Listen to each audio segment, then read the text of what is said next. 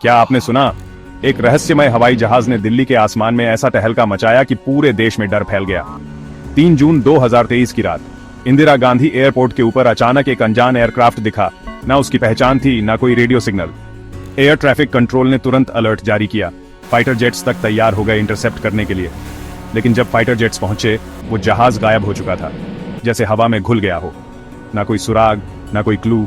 क्या ये कोई स्पाई ड्रोन था या एलियंस का संकेत?